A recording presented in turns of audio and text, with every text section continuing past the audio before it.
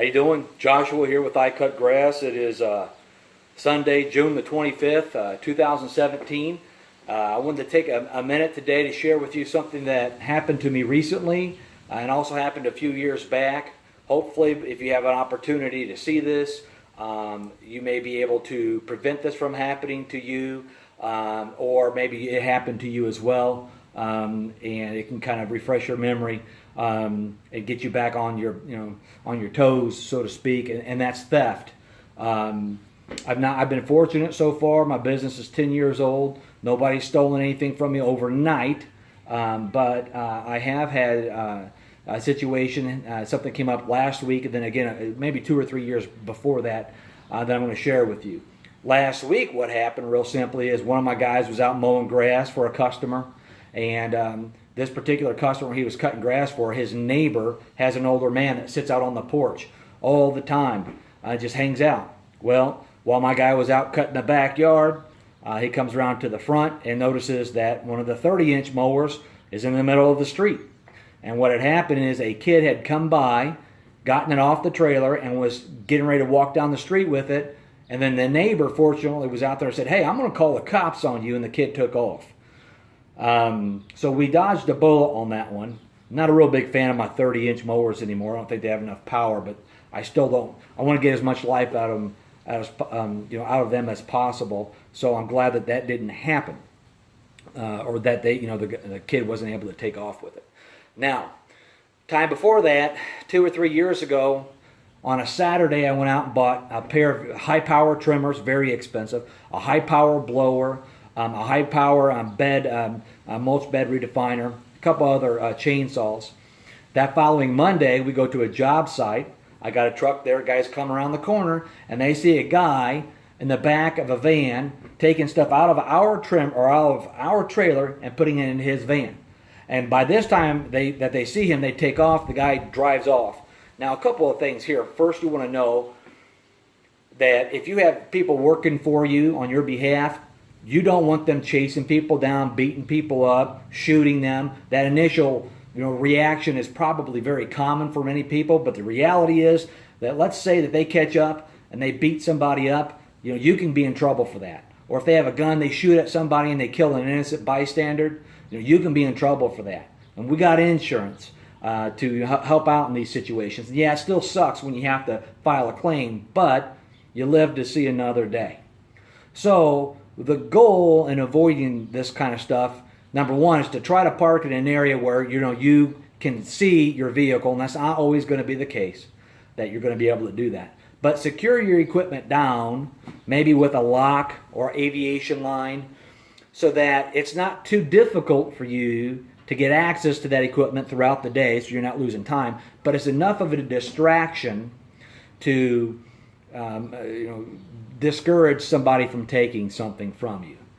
This stuff happens all the time. All of my business is in very nice neighborhoods, on really nice properties. But these guys, I think, prey on that. And you don't know if they're high on drugs, if they're desperate, if they can't eat, they're trying to feed kids. I don't know what the case is. Obviously they don't understand what work is because they're out stealing something from somebody else that's trying to make things happen in this world.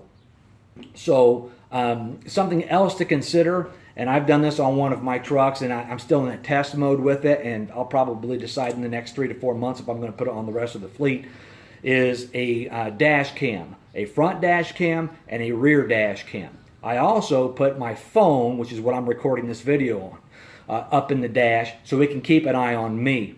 I do this combination because if it's on me and someone comes up to my side, I got a recording of it. Okay, and in the front and the back, we have bad situations where people jump in front of us and slam on the brakes, or people will ride us on the back end. And so this gets everything on camera. Plus, if you get a situation where somebody's coming out with road rage, you can say, "Hey, look, man, calm down. I wouldn't do anything stupid. You're on camera right now." Or, "Hey, I'm sorry, I don't want any problems. You're on camera. I would make sure that you don't make a stupid decision right now."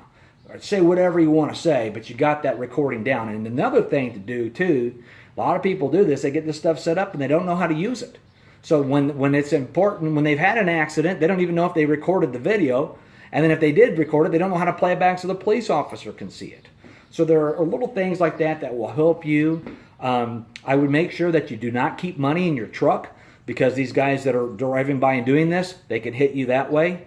When I first got started, I used to wear a fanny pack. And yes, I know it's 2017 and those things look ridiculous, but the reality is I didn't want any money in the truck. Now, most of my business now is invoiced each month, but I do a fair chunk of business each week and sometimes on a daily basis where people pay us while we're there. Okay, or someone might call while we're out in the field.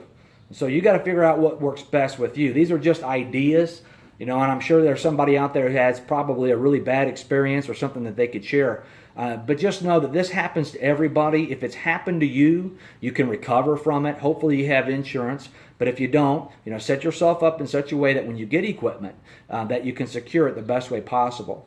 The other thing that this kind of helped me to realize is that no matter what, obviously every time, every month I'm putting back money for taxes, but you want a long-term savings for your business and you want a short-term savings. The long-term savings is something you don't ever touch. Maybe one day you're going to buy a piece of property to build a shop, right? You're never going to touch that. The short-term savings is going to be to replace equipment.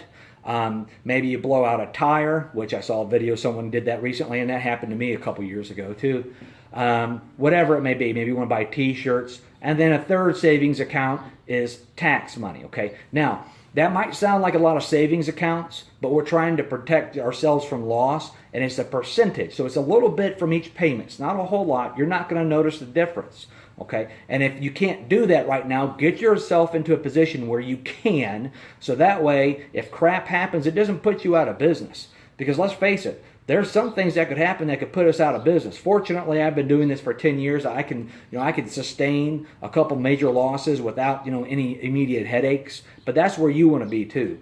So I just wanted to take a minute to share that video. And then what I'll do here briefly is show you what I've done. I am going to put aviation line through on this trailer. But for the time being, all I have done is I've put up locks. Now, before you say, hey, someone can come by and snap that real easily, yeah, that's right. But I need to have access to this throughout the day. This is enough of a deterrent to keep people away from my equipment. It's not a permanent solution. I'll probably figure something else out, but it is better than having these little hooks here where someone can just take it off and take off with one of my trimmers, if that makes any sense. I haven't done anything on the fuel tanks just yet. I'm going to run aviation line through there. This trailer I set up about a month and a half ago so that I can take care of emergency mows. So when somebody calls and they need mowing right now, I can go do it. I don't have to have one of my crews go do it. Or we get new business, for example, whatever the case may be, I'm set up, my guys are behind, I can get out there and I can help people while I'm out in the field. So anyway, this is just an idea. I've seen some guys have some cages up on the front end of their trailers. That looks like a pretty good idea. You want to keep in mind how much weight you're putting on the tongue of the truck and the front end of the trailer and all that kind of stuff.